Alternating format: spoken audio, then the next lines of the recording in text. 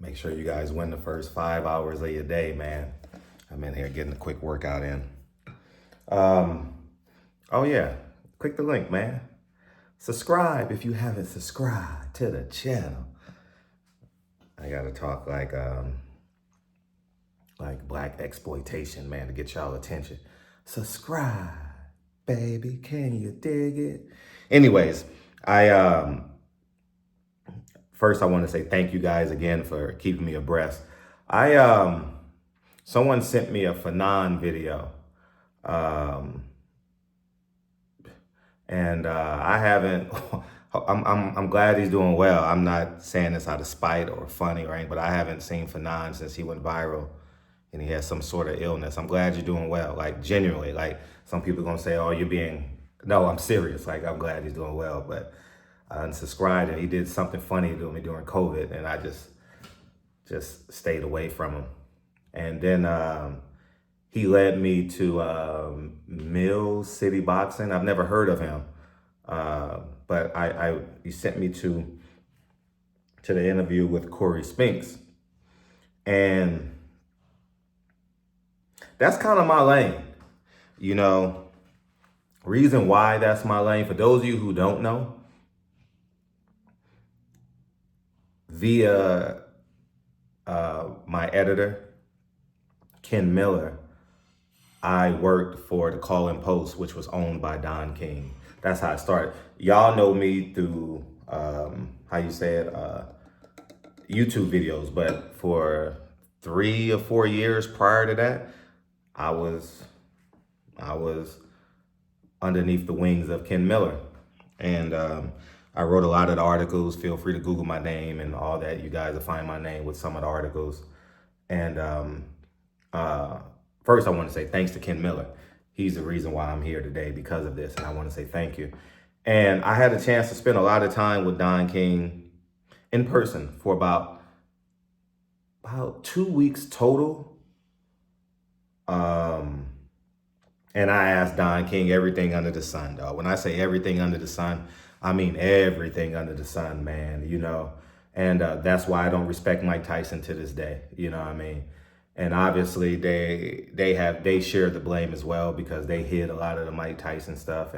And obviously the people that he affected, they agreed to it too. So what can I do? But as a man, I don't respect Mike Tyson. So this is going to be, I'm going to take y'all down history lane with this one.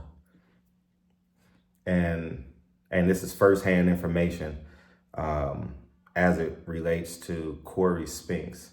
But first, I'm going to tell you, for all the people who know Don King, I'm going to let you guys know this.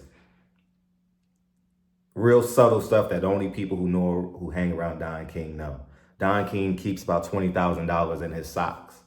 Don King gave me about $500 one time and says, go get me some Cokes, canned Cokes and Sprite. And I went across the street and he asked for his change back. You know, that was Chris Arreola versus Bermain Stavern at the USC Galen Center. There was another fight too that I did it, but I had a chance to spend a lot of time. Went to Roscoe's, we hung out with him, asked him every question in the book, and he elaborated. But here's the story on Corey Spinks as it pertains to that. Corey Spinks was an enigma to himself. And prior to me going, there was a lot of rumblings about, and lastly, yeah, I know Dre is a doctor. Dre almost, I just want you guys to know, like, because people say, oh, you're lying this. No, Dre was going to come down and help Don King because he was having some health issues while he was in LA. And but they ended up calling somebody else. But Dre was going to come down and actually help him with some of his health issues that he was having during that fight week.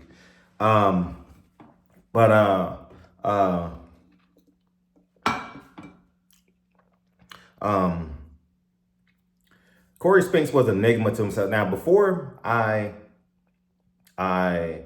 became into boxing and Ken Miller took me underneath his wing, I had heard rumblings that Corey Spinks was a dope fiend and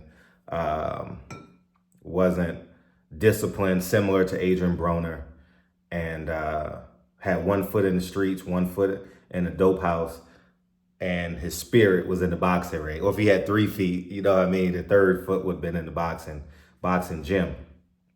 And now let's fast forward to Don King. Now, I'm asking him about everything because what stimulates my mind is Corey Spinks and Zab Judah. Like, I wanted to know what was behind the scenes with Corey Spinks and Zab Judah. And Don King told me Kevin Cunningham saved Corey Spinks' life. That's what Don King told me. You know what I mean? And how it relates to that was, and this is firsthand information. This ain't me asking. No, Don King is on that side of the table. I'm on this side of the table. No cap. And I spent all night with him, all night asking questions because I was a little kid then. And, you know, you got a chance to spend time with him. So and you guys know me, I ask everything, right? And Don King liked me asking these questions because he liked to talk, you know, and he can filibust and use words that he think I don't understand. But, you know, he also said his wife was a problem. His wife hid a lot of his flaws. And this, I'm not attacking Corey Spinks. I don't know Corey Spinks personally, but this is what I know, according to Don King.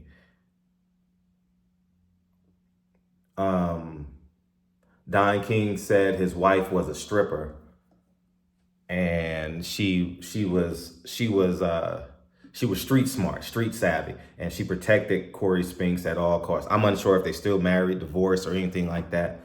But to my knowledge, Corey Spinks,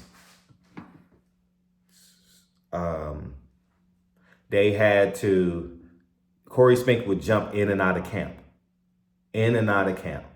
And Don King told me that Corey Spinks left, or Kevin Cunningham left Don Spinks in a world championship fight. You guys can do the history. I don't know the fighter's name, but you guys can do the history. It was for the IBF belt. And Don King begged Kevin Cunningham not to quit on Corey Spinks because Corey's a month to 6 weeks out to the fight, Corey Spinks was in the dope house. And Kevin Cunningham left him.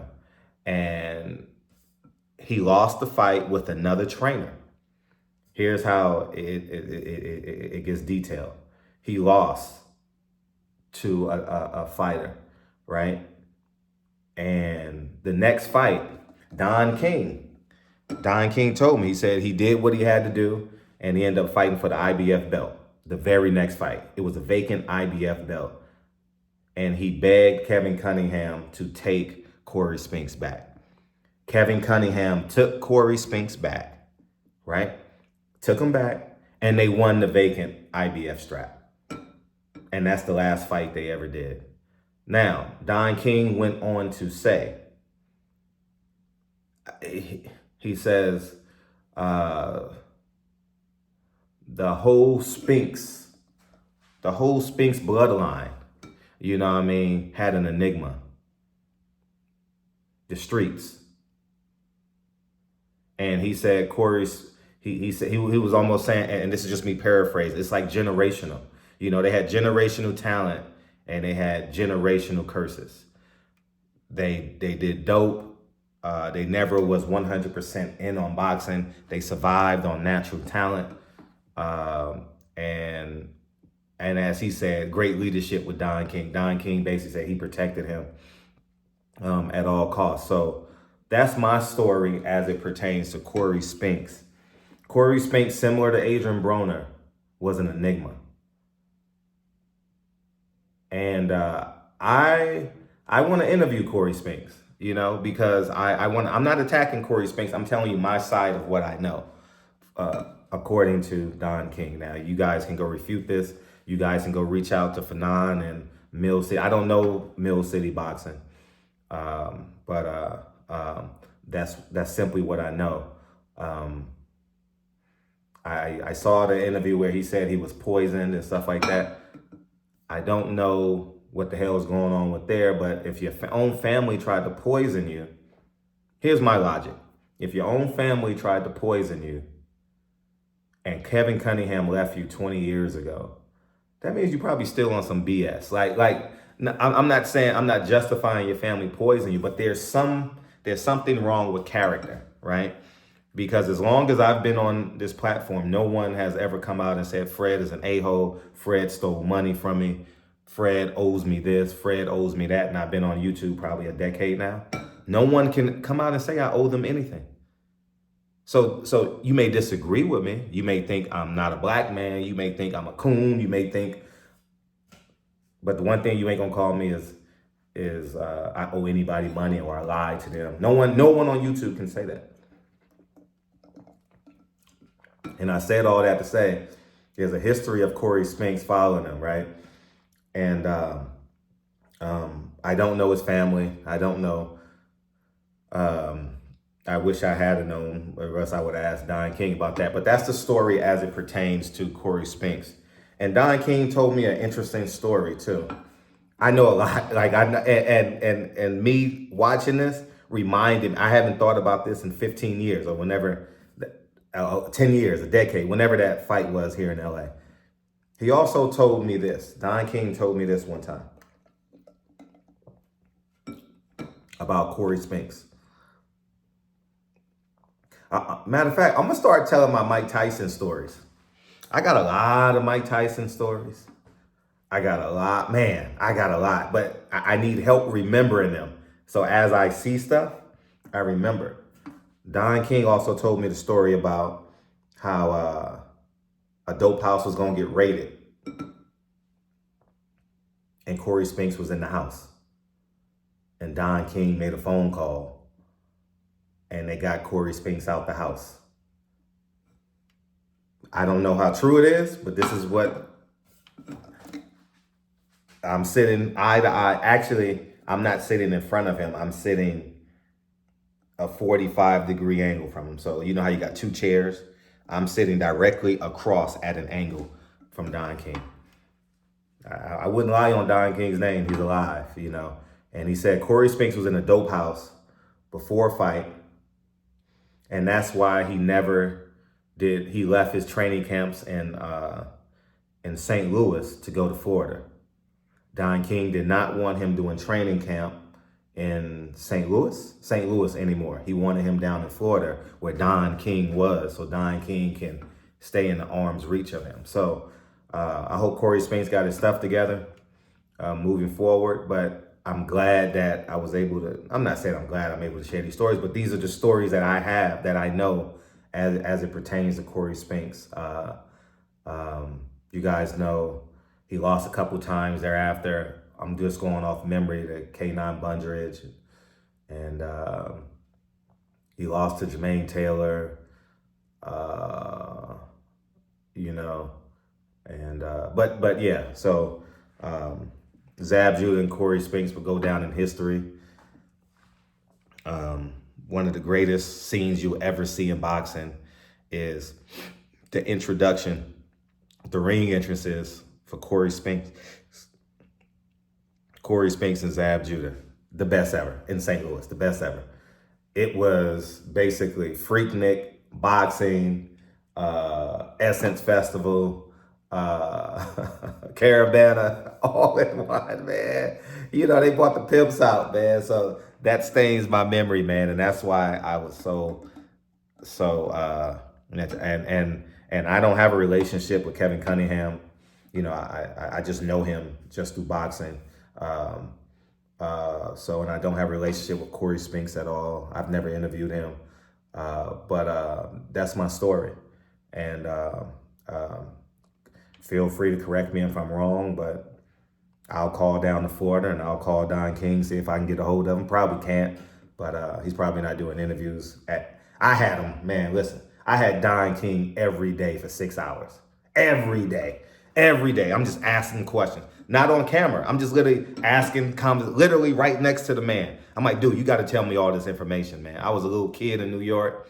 watching you and Donald Trump and Mike Tyson and, Julio Cesar Chavez and Christy Martin. I was a little kid, so I'm all in. Asked them all these questions. I got Donald Trump, Don King stories. I got them in my head. So y'all got to keep at me to tell these stories. All right. Don King was here for somebody, Triple G, and I had a chance to spend time with him and talk to him about off camera about Donald Trump. I asked him a question about Donald Trump, and thereafter, I spent some time with him and talked to him about Donald Trump. Him and Donald Trump were, man, that was the black and white mob, man. Y'all go ahead and have a great day, man. And I'll after the election cycle, remind me to tell some Donald Trump stories. Or maybe not, because Donald Trump is going to be president, man. Okay, in 5 years, make sure you guys ask me questions about Donald Trump and Don King. All right, talk to y'all soon. Peace.